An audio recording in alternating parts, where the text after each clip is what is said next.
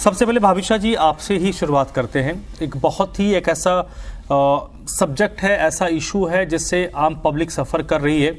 आम हो या ख़ास हो, कोई ये नहीं कह सकता कि अगर आप ख़ास हों तो आप इससे प्रभावित नहीं हैं। आप आम हो या ख़ास हो, सभी लोग इससे प्रभावित हैं। क्या आपको ये लगता है कि जब चीज़ें एक्सट्रीम लेवल पर पहुंच जाती हैं तो हम उस पर कोई उपाय करते हैं, या फिर ये 12 महीना इस पर हमको कंसंट्रेट करना होगा, तब जाकर लॉन्ग टर्म में हमें चीज़ें दिखेंगी? देखिए, अभी हरियाणा सरकार हो, पंजाब सरकार हो या दिल्ली की सरकार हो, वो पिछले कई 6 महीने से तैयारी कर रही है, लेकिन अभी सर्दियों की दस्तक ही हुई है, दिवाली आई नहीं है और AQI देखिए 300 के ऊपर चला गया। यानी कि एक्सट्रीम लेवल पे ये 550-600 तक भी जाएगा, इसकी पूरी गुंजाइश दिख रही है। क्या वजह मानती है मैम, क्यों ऐसा हो रहा है? क्या हम पत्तों को काट रहे हैं, समस्या की जड़ को हम नहीं देख रहे हैं? एक्चुअली क्या हो रहा है कि सब लोग, ये तो सही बात है कि बहुत सारा सब अलग अलग चीजों में बिजी तो होते हैं, और डिपार्टमेंट के पास भी सारे अलग अलग बहुत सारे वर्क होते हैं। जैसे फार्मर की भी बात करें, अगर हम किसान भाई बहनों की बात करें अगर हम, तो अगर हमें पहले उनको पूछना चाहिए कि वजह क्या है कि उनको ये मजबूरी में जो करना पड़ रहा है, शायद पराली जलाना वगैरह, तो उनका जो सॉल्यूशन है अगर हम वो दे पाए पहले तो।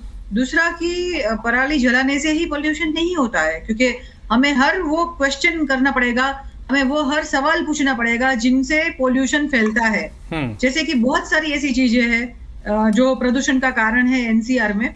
स्पेशली देखो, सभी अच्छा बात है, इंफ्रास्ट्रक्चर इतना डेवलप हुआ, इतने सारे मॉल्स है, इतने सारे ये सब है, तो क्या वहां पर भी तो बहुत सारी इलेक्ट्रिसिटी, लाइटें, जनरेटर्स, ये सब, मतलब जहां पर कभी बंद है कहीं चालू है, मतलब सब कुछ, बहुत कुछ वजह है इसकी। तो जैसे हम ये क्वेश्चन पूछते आ रहे हैं कि अभी क्यों जागे, तो ऐसे सभी डिपार्टमेंट को जागना पड़ेगा। हर एक डिपार्टमेंट से अगर पोल्यूशन की कम करने के लिए जो जरूरत है उसको अगर फॉलो करेंगे तभी होगा। सिर्फ एक एग्रीकल्चर सेक्टर से ही नहीं होगा ना, क्योंकि किसान भाई जो है वो मेहनत इतनी कर रहे हैं भाई, जो बट साथ में बाकी लोगों को भी मेहनत करनी पड़ेगी। और ये बात तो है कि जब ऐसे बोले ना कि सर पे आसमान टूटता है तभी लोग जागते हैं। जब आग लगने पे कुआं खोदते हैं हम, या ये तो एक्चुअली क्या होता है ना कि जब तक मुसीबत में खुद ना फंसे, जब तक हम पानी सर के ऊपर से ना जाए, तब तक पता नहीं चलता है ना कोई चीज का। जैसे पोल्यूशन का भी ये है ना कि वो जब भी पता चलता है जब बहुत बीमार होने लगे लोग, और एक्चुअली वो हवा जो है वो बहती रुक जाती है कहीं पे, तो वो पोल्यूशन फिर आगे मतलब जाता नहीं है और प्योर हवा होती नहीं है। इसके वजह से भी ये सारा क्लाइमेट चेंज का भी ये प्रॉब्लम है। मैडम ये बताइए भाविशा जी,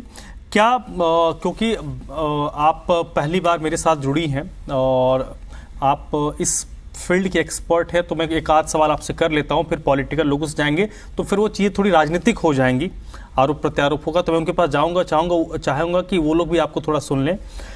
क्या अर्बनाइजेशन की तरफ हम इतनी तेज़ी से भाग रहे हैं कि हम इन्वायरमेंट को कैसे सुरक्षित करें, ये हम भूल गए हैं। अभी अब मुझे याद है हरियाणा के मुख्यमंत्री ने एक बात बड़ी अच्छी कही थी पानी को लेकर, कि पानी का हम दोहन नहीं कर रहे हैं, पानी का हम शोषण कर रहे हैं, जो ग्राउंड वाटर लेवल जो लगातार नीचे जा रहा है।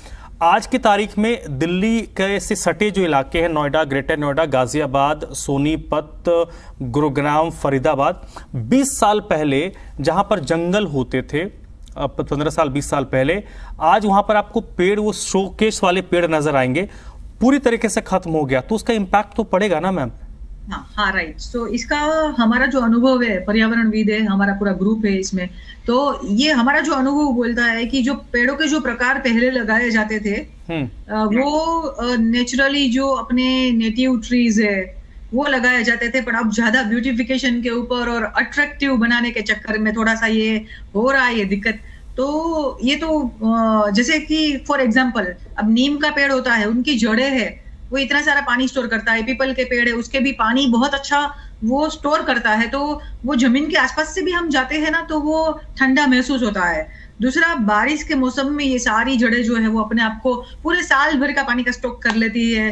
पर आजकल ज्यादातर कंक्रीट होने लगी सारी, और वॉकिंग ट्रैक्स बनने लगे, और वो जो पहले के जो जिसमें पानी सोख हो जाता था, एब्जॉर्ब हो जाता था, वो सारी चीजें अब कम होने लगी है, इसके वजह से भी ये ज्यादा बढ़ गया है। तो ये जो सिटीज में अर्बनाइजन जो ये सब शहरों की तरफ जो ज्यादा मोड़ लगी है, उसका एक वजह ये भी है कि गांव में रहने को सबको शायद कंफर्टेबल लाइफ नहीं मिल रही होगी, बट अगर हम गांवों में भी अगर विकास करा जाए, और अभी हमने सुना है कि बहुत इस पे तो एक पहलू ये भी है कि पहले 4 किलोमीटर के एरिया में 4000 लोग रहते थे, अब 4 किलोमीटर के एरिया में 10 लाख लोग रहने लगे हैं, तो ये एक असंतुलन तो है।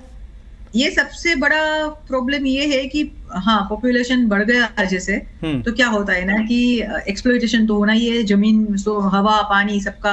क्योंकि अगर हम बात करें तो सबको सिटीज में रहना है, सबको दिल्ली पसंद आता है, सबको कैपिटल सिटी में रहना है अगर, सो पॉपुलेशन बढ़ने की वजह से क्या होता है ना कि लोग फिर अपने अपने जॉब में भाग रहे, इधर उधर दौड़ रहे हैं क्योंकि काम है, तो फिर ज्यादा प्रोडक्ट्स जो है वो रेडीमेड यूज करना, फिर उनका सिंगल यूज प्लास्टिक का प्रयोग करना, फिर ज्यादा पानी का यूज करना, और साथ में क्या होता है कि पॉपुलेशन तो बढ़ गया, अपन जो कुटुंब है, अपने फैमिलीज है, वो टूटने लगे, न्यूक्लियर होने लगे, या उसके वजह से। ठीक है, मैं लौटता हूं मैम आपके पास।